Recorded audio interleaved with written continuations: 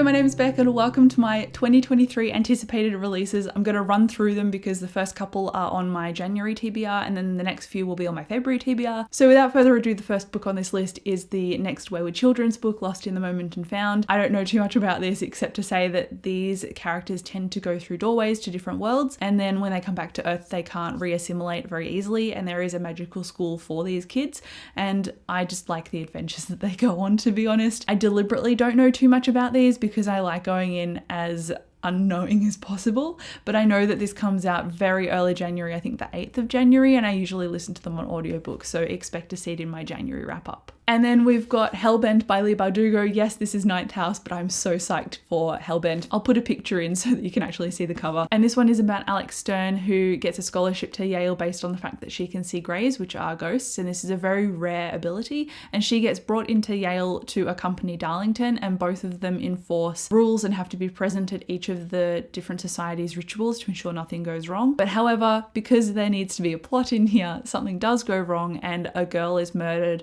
and then something happens to Darlington, and you're getting previous and present flashbacks and current day, so you don't know exactly what has happened and what Alex is doing about this, and so you get Alex's perspective, and she's quite a morally grey character. She's got a decent moral compass, but she will still push for things that are not always kosher, which I like about her.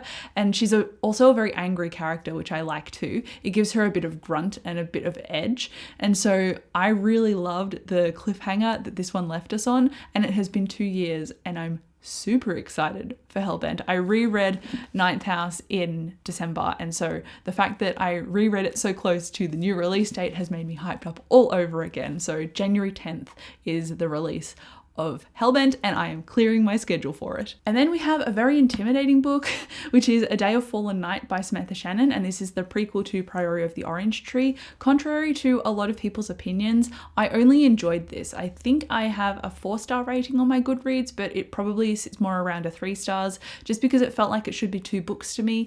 Samantha Shannon is brilliant at writing and world building, so I really enjoyed the tone and style, but in terms of the plot and the pace, it felt a bit heavy to get through, just a little bit slow at times, and then it ended very quickly. So if it was split into 2, I think it would give the right amount of pace to both in order for me to enjoy it more. So I didn't feel as much tension as I'd like, and there only were a few characters that I was interested in. So the fact that she's revisiting this world in a prequel, I'm really psyched for that because I loved the world building and I like dragons. So I'm looking forward to reading this one, but I thought it would be a very short book, like 400 pages, but I'm like, Beck, that is not how Samantha Shannon writes. She is publishing an 800-page book. So I'm like, I might just read the audiobook because I'm starting a new job early this year and I now need to catch the train to and from work. So I'm like, well, maybe I will just read it on my commute. So I've pre-ordered it on audiobook because that's how I listen to Priory anyway, and I enjoyed that format of it. So I think an audiobook is the way to go, because if I read it physically, I'm going to be very intimidated. And unfortunately, I don't know what date that actually publishes, but I think it's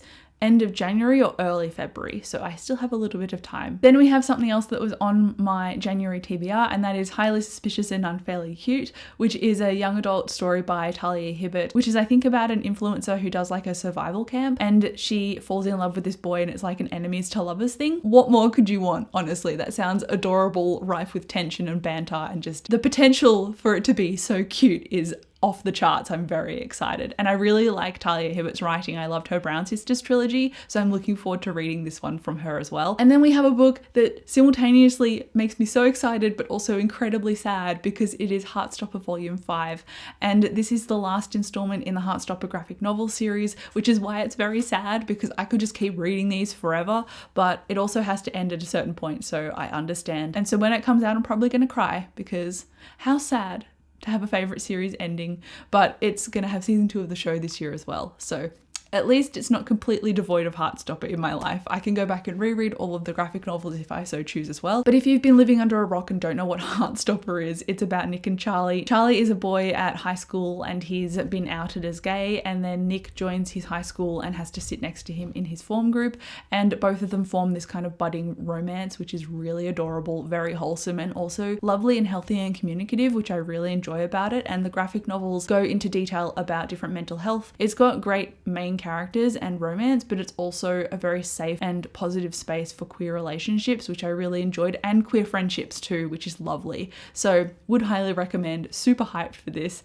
release, and I'm also super sad, so I'm gonna move on now. Then we have a graphic novel, and this is on the back of my best books of 2022 video where I talked about the Tea Dragon Society, because Katie O'Neill, I believe, is the author, and they are coming out with a new graphic novel this year called Moth, and this is coming out I think in May. Nope, I lied, I just checked my notes. Coming out in March, and I'm looking forward to this because the tenderness in these graphic novels are so lovely. It's kind of like if you got that vibe of wholesomeness from Becky Chambers' work and put it into a graphic novel, that's what you get from the Tea Dragon Society, that connectivity and that identity and that like existential understanding but without the dread.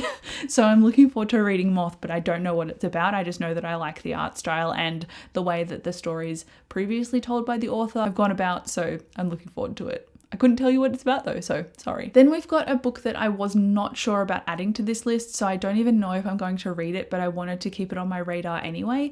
And this is a book by Martha Wells, who wrote the Murderbot Diaries, and I liked the Murderbot Diaries enough, but I was not keen on continuing them just because they didn't have that pizzazz for me. And so I'm like, well, if Martha Wells comes out with a full-length novel, then I'm probably going to try it instead, because I think the format of these didn't work for me. And so she's coming out with Witch King in May, I believe. This time it is May, not March. And I'm going to see how I feel about reading that when the month rolls around. Maybe I'll pick it up, maybe I won't, but I think it's a full-length fantasy novel by the author, which is way more up my alley. So I want to keep it on my radar. And then I never thought this would happen, but we have 2 more new releases in the Percy Jackson world from Rick Riordan. So I need to read the titles because I cannot remember these.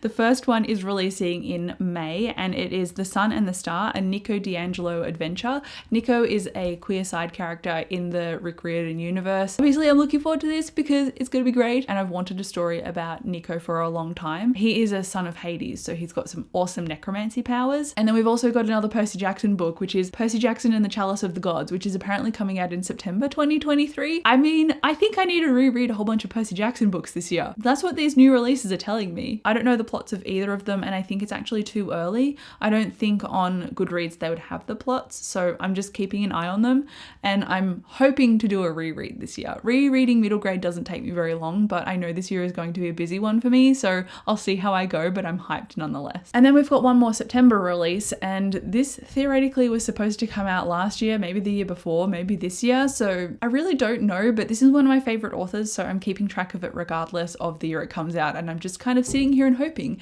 And that is Play of Shadows by Sebastian de Castell. And I laugh because this has been on several new releases videos and it just hasn't come out yet. So I don't know what's going on with this duology, but anyway, I love the cover. I love the fact that it's about the Greatcoats continuation. It's about some of their kids.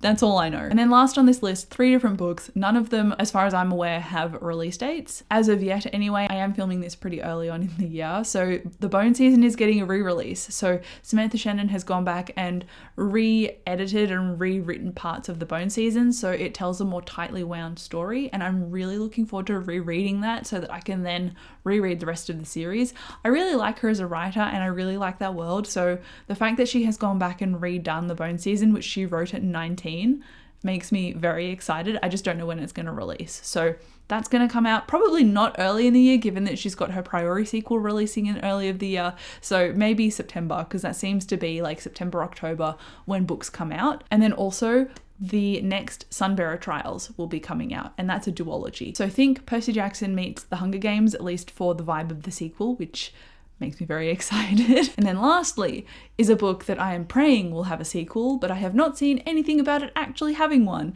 And that is Silver Under Nightfall, which was my favorite book of 2022. And it's like a vampire apocalypse story with a polyamorous romance.